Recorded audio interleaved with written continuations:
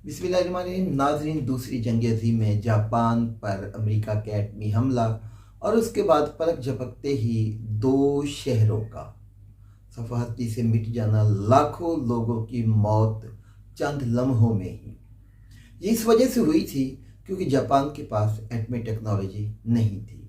अगर जापान के पास एटमी टेक्नोलॉजी होती तो फिर शायद आज जापान के लोग उस चीज़ को याद करके हर साल उसकी तबाही की यादगार ना बनाते। नाज़रीन, पाकिस्तान एक ऐसा मुल्क जिसके साथ बेहमसाया मुल्क भारत, जो कि अपने इंतहा पसंदाना अज़ाइम की वजह से पाकिस्तान का असली दुश्मन है। नाज़रीन, 1947 के बाद आज तक भारत ने कभी पाकिस्तान को तस्लीम किया ही नहीं है। भारत की कोशिश है कि किसी तरीके से अपने नापाक अज़ाइम के तहत पाकिस्तान को टुकड़े टुकड़े करके, अल्लाह ना करे टुकड़े टुकड़े करके, वो अखंड भारत का ख्वाब पूरा कर सके।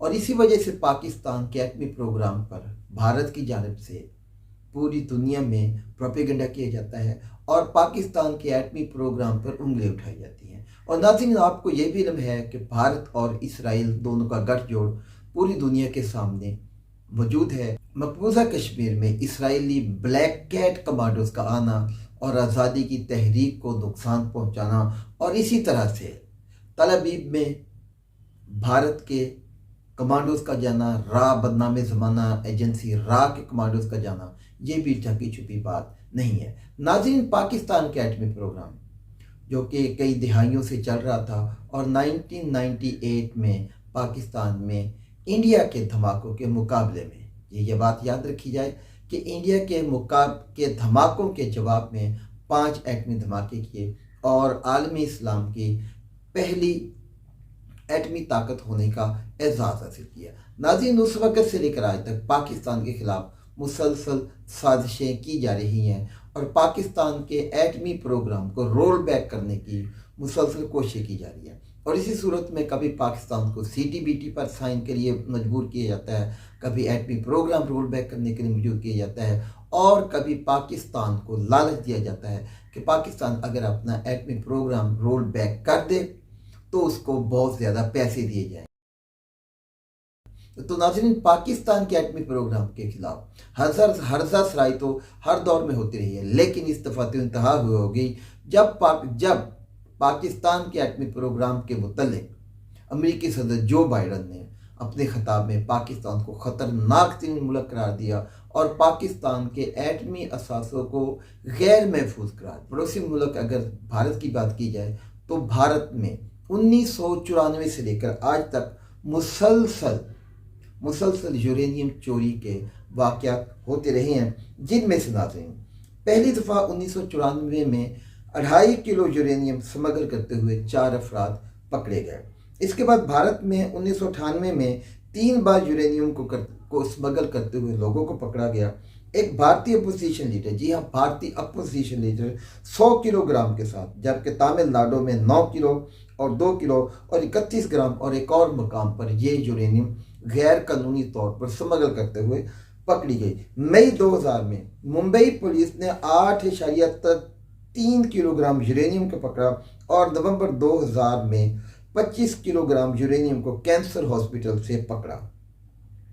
मजीद इसी माह दोबारा नवंबर 2000 में 57 पाउंड यूरेनियम पकड़ा गया और भारतीय वेस्ट बंगाल में 200 ग्राम से ज़्यादा यूरेनियम स्मगल करते हुए पकड़ा गया। एक दहशतगर्द ग्रुप से 2003 में 225 ग्राम से ज़ायद यूरेनियम पकड़ा गया। और दहशतगर्द ग्रुप कौन था, ये आपसे बेहतर, हमसे बेहतर कोई नहीं जानता। भारत और नेपाली सरहद पर 4 किलोग्राम यूरेनियम को 2008 में पकड़ा गया और एक मकाम पर 5 किलोग्राम ख़त्मशुदा यूरेनियम को 2009 में पकड़ा गया। मशरकी भारत में 2016 में एक पूरा कंटेनर, जी हाँ, एक पूरा कंटेनर रेडियो एक्टिव मटेरियल का पकड़ा गया और भारतीय इलाके थाने में 9 किलोग्राम यूरेनियम भी इसी साल स्मगल करते हुए पकड़ा गया। कलकत्ता पुलिस ने 2018 में 1 किलोग्राम रेडियो एक्टिव मटेरियल पकड़ा और 2021 में 3 बार यूरेनियम को स्मगल करते हुए पकड़ा गया। मई 2021 में 7 किलोग्राम के साथ 2 अफराद गिरफ्तार हुए और जून 2021 में 6.5 किलोग्राम यूरेनियम पकड़ा गया और अगस्त 2021 में कोलकाता एयरपोर्ट पर 250 ग्राम यूरेनियम स्मगल करते हुए पकड़ा गया। और नाज़रीन, ये तो सिर्फ एक इंडिया की बात है, इसके अलावा पूरी दुनिया में यूरेनियम स्मगल किया जाता है, यूरेनियम की गैर कानूनी तरसील की जाती है। लेकिन पाकिस्तान अल्हम्दुलिल्लाह एक ऐसा मुल्क है, एक वाहिद मुल्क है जहाँ पर कभी भी किसी जगह पर भी आपको रेडियो एक्टिव मटीरियल हो, चाहे यूरेनियम हो, अफजूल शुदा यूरेनियम हो या खाम यूरेनियम हो, कभी भी किसी जगह पर नहीं पाया गया। तो नाज़रीन, लेकिन ये सारे आंकड़े पूरी दुनिया के सामने मौजूद हैं। ये सारे आंकड़े हमने इंटरनेट से मुख्तलिफ ज़राए से इकट्ठे किए हैं। लेकिन नाज़रीन, जो बाइडन को या अमरीकी सदर को या अमरीकी इंतज़ामिया को ये आंकड़े नज़र नहीं आते। और नाज़रीन, पाकिस्तान का एटमी प्रोग्राम बिलाशुबा बहुत ही महफूज हाथों में है और हम ये बात वाज़े तौर पर पूरी दुनिया के सामने कहते हैं कि हमारा एटमी प्रोग्राम पुरअमन मकासद के लिए है, हमारा एटमी प्रोग्राम हमारे अपने दिफा के लिए है और हमारा एटमी प्रोग्राम किसी के लिए कोई ख़तरा नहीं है। लेकिन नाज़रीन, उन लोगों को इस एटमी प्रोग्राम से ख़तरा ज़रूर महसूस होता है जिनकी आंख में पाकिस्तान खटकता है। पाकिस्तान जिंदाबाद, ISI पाइंदाबाद।